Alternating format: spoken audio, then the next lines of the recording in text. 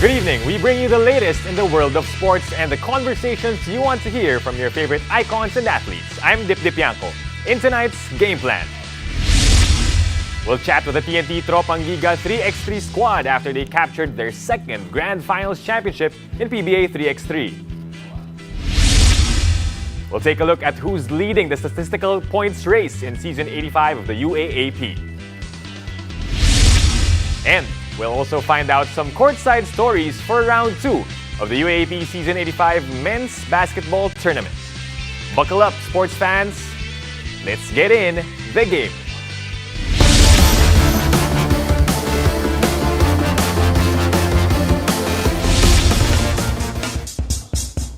Well, history has been made in the recent Grand Finals Championship of the PBA 3x3 current season as the TNT Tropang Giga became the first squad to win 2 grand titles since the start of the league. Joining us tonight are the champs themselves, Almond Vosotros, Lervin Flores, Ping Eximiniano, and head coach Mau Belen. Guys, TNT Tropang Giga, welcome back to the game and congratulations on your second title. Thanks, Dave. Thank you. Alright, unahin ko na muna si Coach Mau. Coach Mau, never done changing the game. And of course, dinala mo yan sa PBA 3x3. How proud of you are you dito sa koponan ng TNT Tropang Giga? Oh, I'm always telling them extremely proud, whether with gold, with championship or not. It's just the work that we put in every day. Just like today, started practice already. 2-day celebration, and then we're back on the court for leg 1 this coming Saturday. When you started this season, Coach Mau, meron ba kayong ibang goals other than winning the championship or all eyes were on the prize for this season? Oh, syempre, we make sure that yung nagawa namin last conference, season 1, we try and duplicate that or do more. Nagkataon lang we're just one leg short of another leg title para malampasan namin yung ginawa namin last conference. Right, and the first team to do so, win 2 titles in the PBA 3x3. Almond, gusto ko tang tanungin, nag-sink in na ba, no? Dahil nasa court ka pa ngayon, eh. Nag-sink in na ba sa'yo yung panalo nyo, yung championship nyo recently? Oo, pero kasi yun nga, 1 week lang, opening leg 1 na uli. So yung preparation kagad namin, parang after ng championship, move on kagad kami after a few more days, after a few days lang. So focus again kami ngayon second conference. Kumbaga, enjoy muna ng Bahagya, ilang days lang, and then next, moving forward na sa susunod na laban ninyo, tama? Parang 2 days lang. Right, on to the next one na. Lervin, grabe yung pressure no pagpasok sa Grand Finals. You know that after being part of those in the last season. Paano yung mindset ng koponan heading to this one against a team like Platinum, no? Medyo bigatin din yung nakalaban ninyo. Siguro, pagising ko pa lang ng umaga, yung mindset ko talagang ready ko na para sa Grand Final kasi ready ko yung breakfast ko mag-isa at pumunta ako sa game. Prepared talaga ako kasi alam ko makakalabang ko is vegan more than to me kasi yun. Tignan mo naman lalaki ng Platinum tsaka hindi ako nag-stay down talagang sipag lang. Yun lang talaga yung ginano ko. Tapos dasal. And then yun, yung mga tinuturo ni Coach Mau sa amin ngayon, Coach Stanley Del Campo, tsaka mga kasama ko, yun lang yung ginagawa ko. Tapos yun na, nagbunga na. Then tuloy-tuloy na. Yun lang. It helps to have a routine, no, Lervin? Kumbaga no umaga, alam mo, dapat masarap yung kain ko. Ready na ako buong araw para mag-champion kami. Tama? Yep. Right. Ping, sa'yo naman ako, no? Yung last 2 legs na panalo ninyo, gaano kalaking bagay ito heading into this Grand Finals? Did that help you with your momentum? Dahil last 2 legs, parang okay, kayang-kaya namin itong mga teams dito. Malaking bagay yung nakuha namin yung dalawang leg championship kasi going to the Grand Finals, kailangan mo ng momentum and confidence para makuha yung Grand Finals. And yun, thankful kami dahil nakuha namin yung Grand Finals kasi kumpiyansa kami lahat and we know na we can beat teams basta together lang kami and walang pagkakanya-kanya. Yun yan. Well, of course, 3x3 is still a team sport after all. Almond, balikan kita, no? How does this championship compare to the first one para sa inyo? For me, I think wala naman ganong difference. Kasi yung last championship naman namin, kami pa rin yung magkakasama. Yeah. Same lineup, ngayon second conference. Yun nga, as in, yun yung most important sa amin ngayon na hanggang ngayon, kami-kami pa rin yung magkakasama. Right, of course. Yung chemistry, no, laking factor talaga na may continuity yung TNT Tropang Giga. Ikaw naman, Lervin, ulit, I wanna ask you about your personal goals. Meron ka bang gustong i-improve heading into the next conference dito sa 3x3, Lervin? Siguro gusto kong improve na gusto kong ipakita sa mga tao, sa management, sa team namin na kay Coach Mao na gusto ko talagang papakita ko sa kanila na sa buong team namin makukuha namin yung next round na to. So mag-umpisa na ata sa Sabado yun. So we prepare that sana makuha namin yung susunod na grand final na yan para pakita talaga namin na kayang-kaya namin. So yun lang. Right. Ikaw naman, Ping, I asked Lervin about his personal goals. Para sa'yo, team goals naman para sa TNT Tropang Giga heading into the next games. Number one, siguro kailangan makip namin yung chemistry namin. And siguro for me, kailangan ko ma-improve siguro yung bukod sa defense ko, kailangan ko pa ma-improve yung mga sa scoring ko para maka-help ako sa team. And kukontinue ko rin yung leadership ko para sa team. Right, I've asked all the players. Coach Ma, I wanted to ask you naman, what is next for the TNT Tropang Giga heading into the next legs of the 3x3? Siguro, if after 5 and 6 in the grand finals, nanalo kami, siguro you don't have to change much. Siguro the best word would be to improve more because we know the teams are also gonna gun for their own championship battle.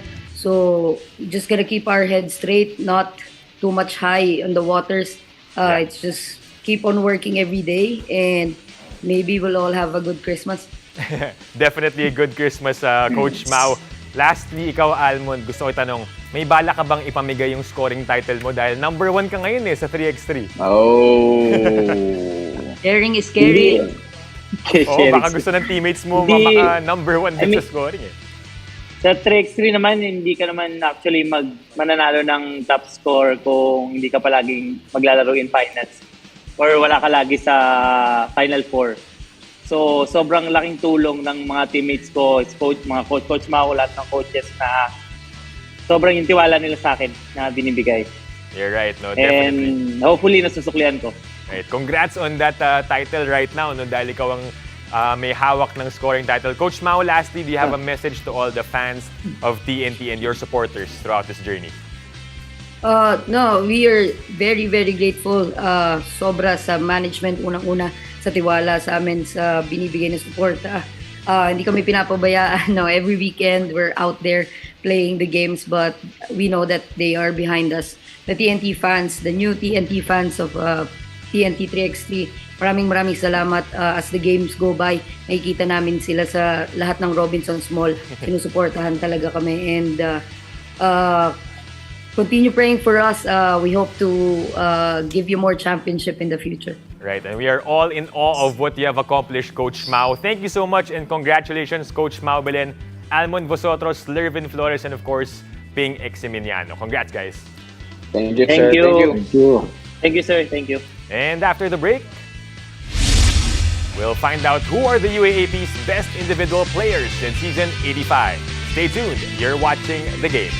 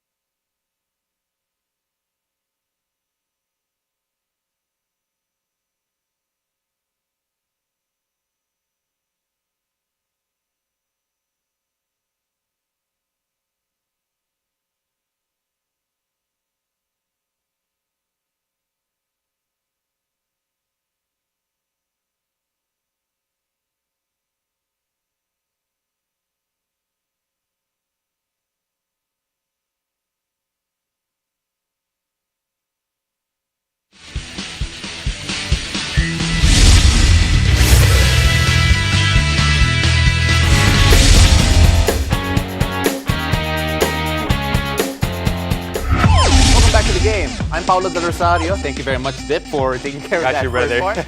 The UAP releases statistical points leaders at the end of the first round.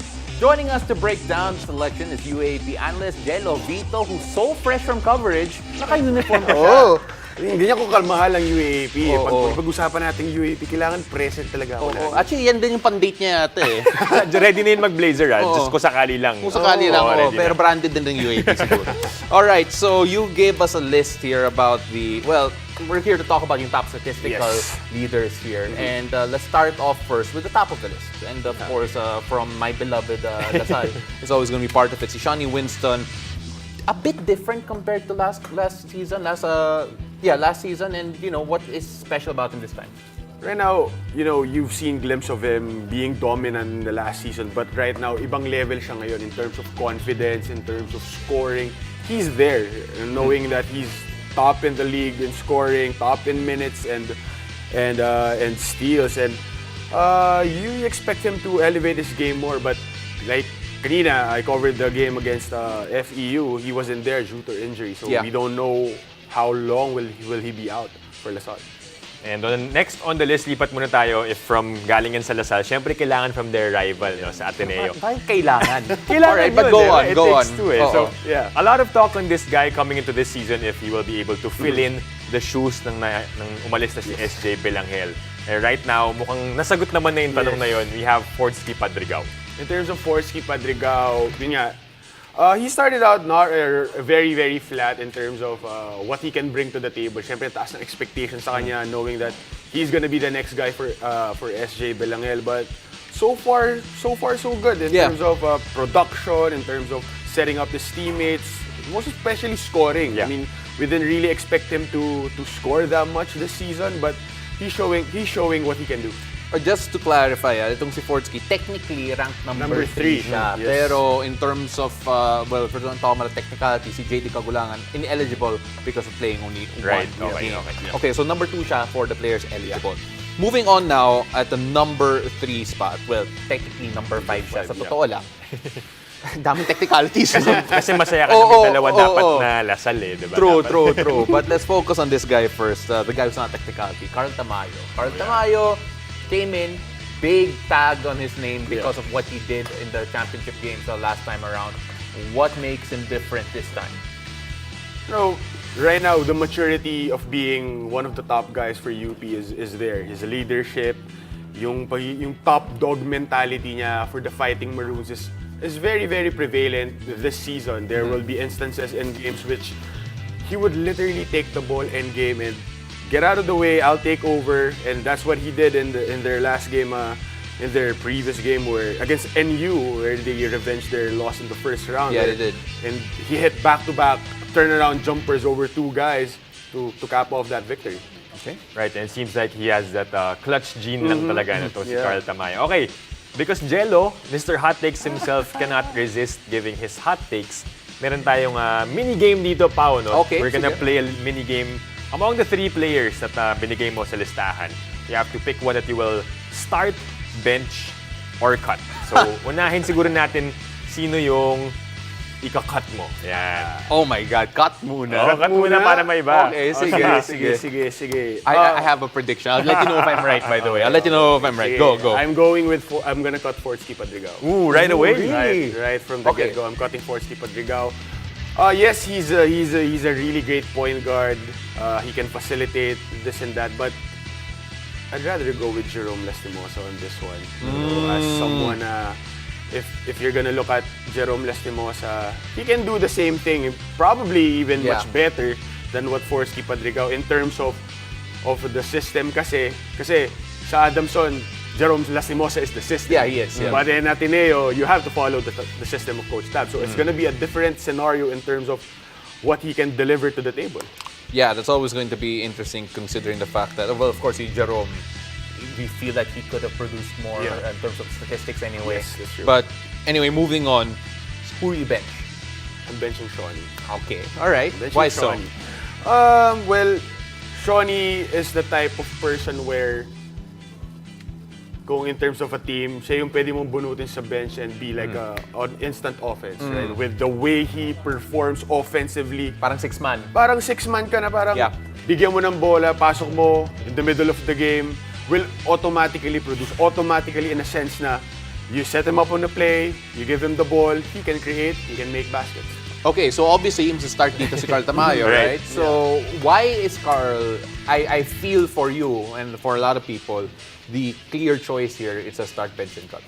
Well, not being biased, but Carl Tamayo being... I'm allowing you to be biased. No, I'm not gonna be biased. I'm just gonna look at where he is at right now in terms of his gameplay.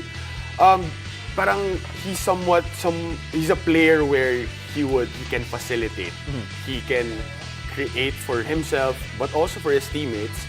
And yun nga, gaya na pag-usapan natin, that clutch gene, that take-over mentality and the end game, which is very, very important in someone who would take over, who would lead the team. And this season, that's what Carl Tamayo's been doing. You know, we've been seeing that all the time, and let's see whether or not he can keep that up going into the Final Four, and of course, maybe even beyond that. Jello, maraming salamat. Thank you very much for coming in uniform. You can take that off now. Yes, if you I want will. to. I will after this. Okay, all right, Our okay. Mr. Hard Worker from morning to nighttime. Absolutely. Maraming salamat. And after the break, we'll find out what UP team captain Brix Ramos is like as a leader. That and more when Courtside Stories, and rather that and more Courtside Stories when we return. Stay tuned. You're watching The Game.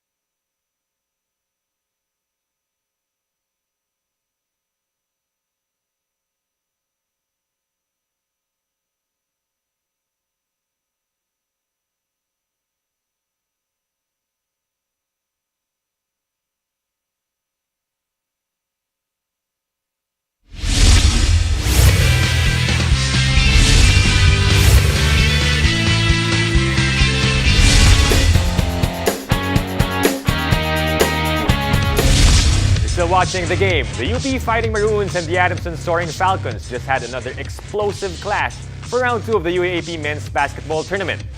Now to share with us their stories on and off the court, we have with us UAAP Season 85 correspondents Carla Elizaga and Jana Ejido. Ladies, welcome back to The Game, and galing pa kayo no from the game earlier in Mall of Asia Arena, tama? Yes. came from Thank you for having us. Right. Thank you for having us. Right. You had that matchup a while ago, and UP won both matchups in rounds 1 and 2. Kaya nakamaroon eh. Kaya nakamaroon ako actually. So, unahin ko si Carla, no? What was the team's mindset or even before the game, and then how was the mood like after winning against Adamson for 2 times already? Well, I feel like the past 2 games have been a bit of a breakthrough, actually ever since their UST win, because one of their biggest thing, and I think it's evident in the games, they've been struggling with consistency.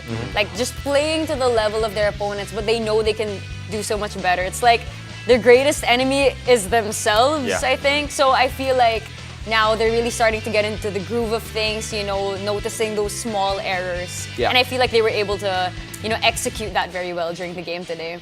Jana, as a person familiar with losing to UP, yeah, I know, right? But then when we talk about what Adamson did, syempre sa first round, forced overtime, not as close this time around. Syempre, injuries are also an issue for Adamson. But then when you look at the mood of the team, when you look at how they responded, of course, the task ahead of them, what do you see? I mean, it's no secret that Adamson loves playing against UP. They always prepare for it. I think today was just not it for them. And not to mention what happened today, we lost 2 injuries, Vince Magbuhos and Jerome Lastimosa. But back at the dugout today after the game, Coach Nash said, if there's any game you have to learn from going to the second round, it's this one. So still, we defeated LaSalle. In round 1, it was off a high, and I think, like what Coach Nash said, this is a learning point for them, and it's gonna carry on to the next. Well, we also just lost to FEU. But okay, Jana, you mentioned Jerome Lastimosa. Of course, injury is going to be a concern. Unang-una, an update on that. And of course, I heard that there were special guests for him at the venue. Exactly. An update on the injury. He's getting x-rayed as of the moment. We don't have a diagnosis yet, but he tells me it could be serious, and worst case scenario is he's going to miss Saturday, which is against UST. But it's the break after that. I think he's gonna take some time off. We're also not sure with Vince as well. And in terms of special guests, he did have the Lastimosa family all the way from Dumaguete. He told me they flew in last night, and it's very memorable for him. He had his mom, his dad, his sister, his brother, and his nephew watching him today. Just really unfortunate about the injury. So wish him all the best in his recovery. Right, we're hoping that he recovers right away, so that he can join the Adamson squad in their campaign, hopefully, to enter the Final Four. Okay, balik tayo sa UPK, Carla. You mentioned that kalaban nila yung sarili nila. How is the captain leading the ship right now for the UP Fighting Maroons? Well, I mean, I have to say that intangible contributions is something that really goes a long way with this team. Like just having that morale, that energy throughout all the games that they play. And, Brix, Ramos, it's only his 2nd season with this team. But I have to say, as a team captain, he's really that guy that keeps up their energy level, at the bench. And you know how during UP games, it can get very emotionally taxing. Yeah. And then and sometimes you see the players just defeated on the bench. Sometimes, especially back in round 1. But he's always that guy. He goes to every player individually, just hyping them up, and no matter what, always hands in, huddle, and I remember seeing that in round 1 and thinking yep, that's what a captain is. That's what a captain should do. I right now, we don't have a lot of time for a lot more questions. There's so many more stories we can go through, but we don't have time for one more. And since alam ko that Jana is stressed, I'm a bit stressed also. One of my favorite go-tos to relieve that stress is coffee. And balita ko that Adamson is a coffee team. Definitely. They always have their coffee runs before, after the game, and even during practice. Literally in the middle of practice, they would have a coffee run. Okay. And especially Joem Sabandal and Jed Colonia. I asked them what they did over the pandemic. Some of the guys said they were watching anime. Some of the guys binged some series. But they learned how to be their own baristas. It started with Jed Colonia, his love for coffee beans, and experimenting with them. Then Joem got curious and started doing it on his own. So, aside from being basketball players, the Adamson guys are talented coffee makers as well. I wonder if they'll ever spell your name correctly. If they ask for Interesting, it. no? We have to diba? ask them one of these days. Okay, we have one more time dahil panalo yung UP pa. Pagbigyan mo na Okay, more fine. exposure. Alright, sige. Diba? Just Okay. because. Carla, Cyril Gonzalez was the player of the game nung huli nilang laro. Before today, diba? And you interviewed him. What can you tell us more about that game where he exploded in the 4th quarter? I mean, the thing about UP, like, I think through every game or like every experience that we have with them, we're always just gonna find out just how deep their bench runs. And for Sai, like, that was just his time to, like, it's your time to shine. Like, I asked him, what was different during that game? Like, did you do anything? But for all these players, and I got the same response from Terrence, from Jerry, even from Malik. They all say the same thing, and it's like, I always just do my best, but you know, it's just when that opportunity comes because they're that type of team, they always just try to find that open man or that like open person during that time. And I feel like that's something they really got from their NU Bullpups days. Yeah. Of course, like with Coach Gold. So like that chemistry definitely is something that helps them. Carried over for sure. Girls, maraming salamat. We really appreciate the work that you do, giving us all these stories. And we're not done talking to you yet because I have a feeling we're gonna have a lot more conversation with these two in particular. For sure, no, pagdating sa latter part of the season. And speaking of watching the games, catch the UAAP Season 85 Men's Basketball Tournament every Wednesday, Saturday, and Sunday on One Sports and the Varsity channel. Also available on Signal Channel 263 HD and on Signal Play Premium. And thank you for joining us. I'm Dip Dipianco. Catch us weeknights here on One News, One Sports, and One Sports Plus. I'm Paolo Del Rosario, and this has been The Game.